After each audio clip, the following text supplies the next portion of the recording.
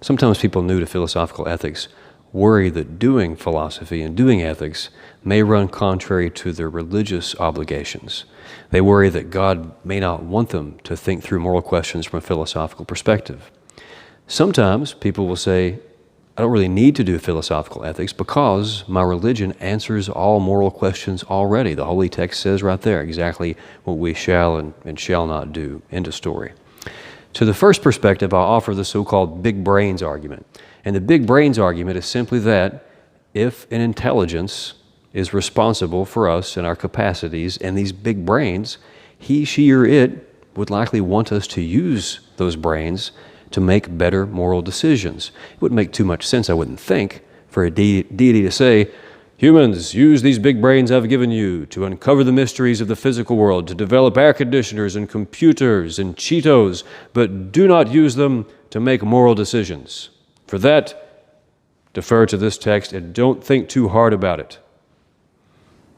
It doesn't make too much sense that a deity would say that, and one reason it doesn't make too much sense is that there are new issues that come about all the time, such as super artificial intelligences. I know of no holy text that specifically, explicitly says super artificial intelligences are either permissible or impermissible.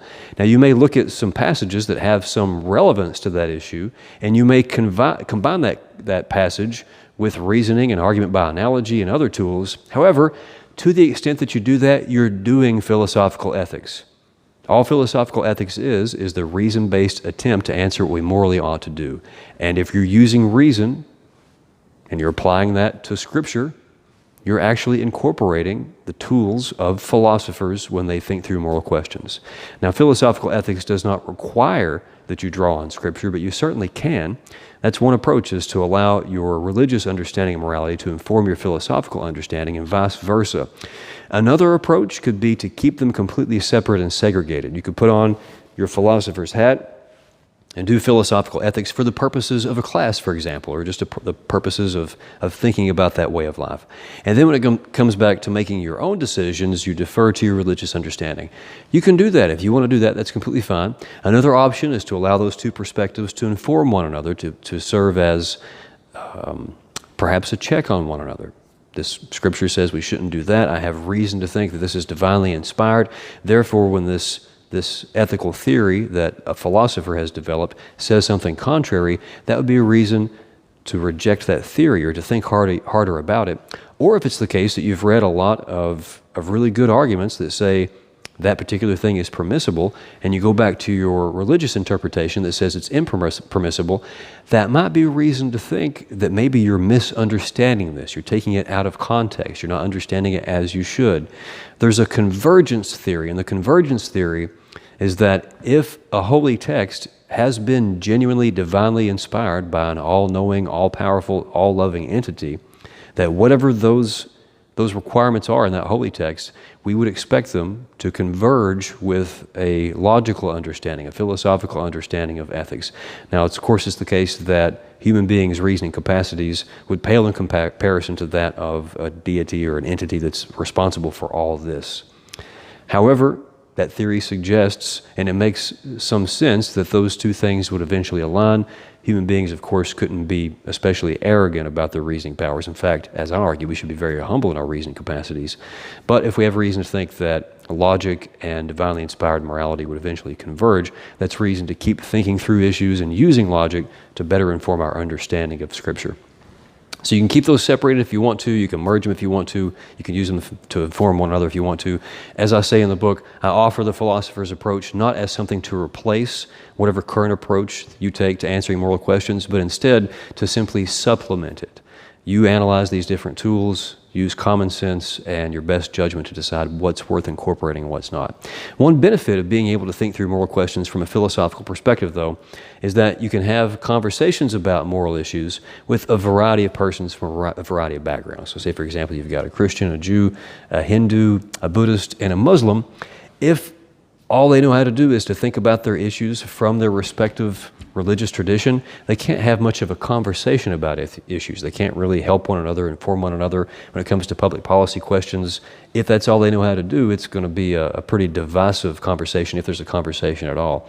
But if you understand the philosopher's approach to morality, which does not require a grounding in a religious text, now you're able to offer what are called public reasons, reasons that anyone should be able to appreciate regardless of their religious tradition, and now you can have a better conversation with your fellow citizens. Christian philosopher Robert Audi, in fact, argues that Christians have a golden rule-based obligation to justify their public policy decisions with these public reasons that others should be able to appreciate. He asks Christians to imagine, being in the religious minority and being coerced by the religious majority to do something or be prevented from doing something that cannot be justified from the perspective of Christianity or from the perspective of public reason. So, for example, say that there is a religion and you live in this country where the dominant religion says there should be no eating of pickles. Pickle eating is a grave sin. No one can eat pickles. You don't adhere to this religion, but you happen to be in this country where it's majority anti-pickle religion. If a law were passed that allowed you or prevented you from ever eating pickles again, you would feel very much disrespected because you don't adhere to that religion. And the people who do adhere to that religion admit that they cannot justify this pickle ban.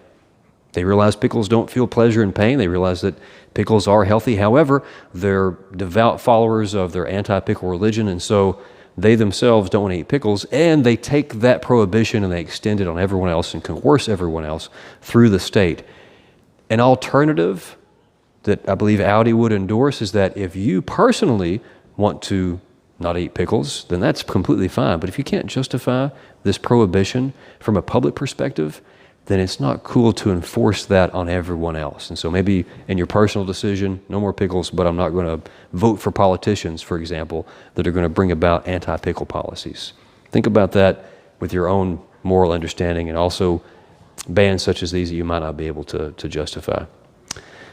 I hope from this you understand that religious moral reasoning and philosophical ethics aren't necessarily contradictory. They don't necessarily have to conflict with one another.